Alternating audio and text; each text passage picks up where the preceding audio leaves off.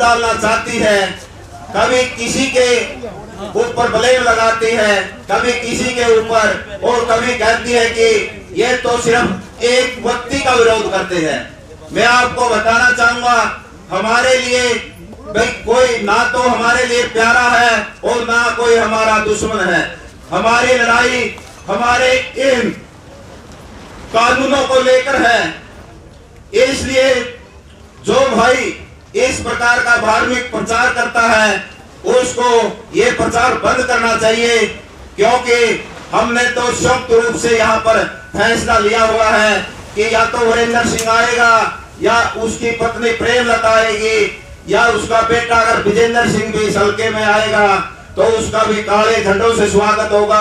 दूसरी तरफ दोषी चौटाला है, अगर वो भी आएगा, या उसका जो पीए जगदीश सियाग है यहाँ पर राजनीति रोटियां सेकने के लिए आता है, तो उसका भी उसी प्रकार से काले झंडे से स्वागत होगा। हमारे लिए तो दोनों ही काले सांप है, क्योंकि हमने शपथ किया है वीरेंद्र सिंह आज किसानों को गुमराह करने के लिए किसानों के हक में बयानबाजी करता है। तो हम वीरेंद्र सिंह को इस मंच के माध्यम से कहना चाहते हैं, अगर आपके अंदर थोड़ी सी भी नैतिकता है, आप किसानों का भला चाहते हो, अगर छोटू राम की नीतियों में विश्वास रखते हो, तो आप बीजेपी से इस्तीफा देकर और अपना जो सांसद बेटा है उसका इस्तीफा दिलाकर किसानों के बीच में आने का काम करें। किसान भाई आपको गले लगाने का काम करेंगे। यही संदेश हमारा दुष्यंत चौटाला के लिए है। लेकिन साथियों, आपने देखा होगा कि जब विपक्ष अविश्वास प्रस्ताव लाया था तो 55 गद्दारों ने सरकार के हक में वोट डालने का काम किया, जबकि हमारे संयुक्त किसान मोर्चा की कमेटी ने इनसे अपील की थी। हम सभी लोग पूरे प्रदेश के विधायकों के घर गए थे और हमने प्रार्थना की थी कि आप इस सरकार को तोड़ने का काम करें और सरकार के खिलाफ अविश्वास प्रस्ताव पर वोट डालने का काम करें।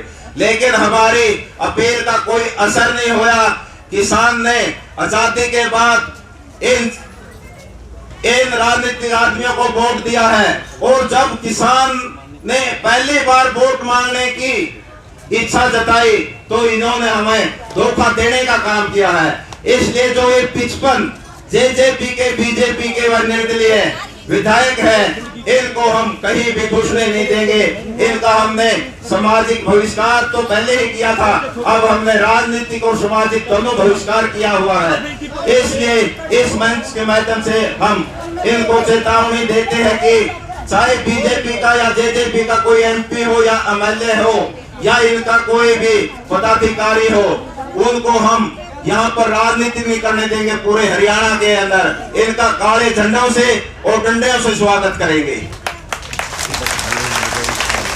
इसी प्रकार हमारी संयुक्त किसान मोर्चा की तरफ से कुछ प्रोग्राम पड़े हैं, जैसे 23 तारीख को शहीद आजम भगत सिंह राजगुरु सुखदेव का बलिदान दिवस है, तो हम वहाँ उनको याद करते हुए हमारे जो बलिदान हुए हैं देश की आजादी की लड़ाई के अंदर, तो यहाँ पर मनाया जाएगा।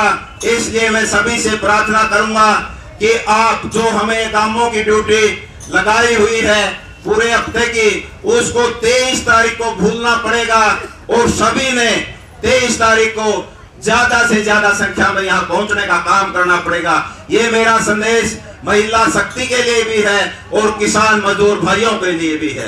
इस पर थोड़ा हाथ उठाकर एक बार कमेटी को विश्वास दिलाओ कि 23 तारीख को ज्यादा से ज्यादा संख्या में पहुंचे। धन्यवाद।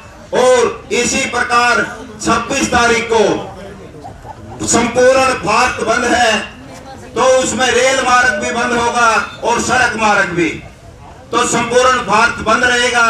और 28 तारीख को होली का त्योहार है, जिसमें इन तीनों कानूनों की प्रतियां जलाई जाएगी। ये हमारा 28 तारीख का कार्यक्रम है। उसके बाद जो कार्यक्रम बनेगा आपको बता दिया जाएगा। इन्हीं बातों के साथ मैं अपनी वाणी को विराम देता हूं और 2 नारे लगाऊंगा। संयुक्त किसान मोर्चा जिंदाबाद, संयुक्त किसान मोर्चा जिंदाबाद, क्षत्रिय जाति का भाईचारा जिंदाबाद। छत्तीस जात का भाईचारा, इंकलाब, तीनों काले कानून, तीनों काले कानून, जोर जुर्म की टक्कर में, जोर जुर्म की टक्कर में, छत्तीस जाति का भाईचारा, छत्तीस जात का भाईचारा।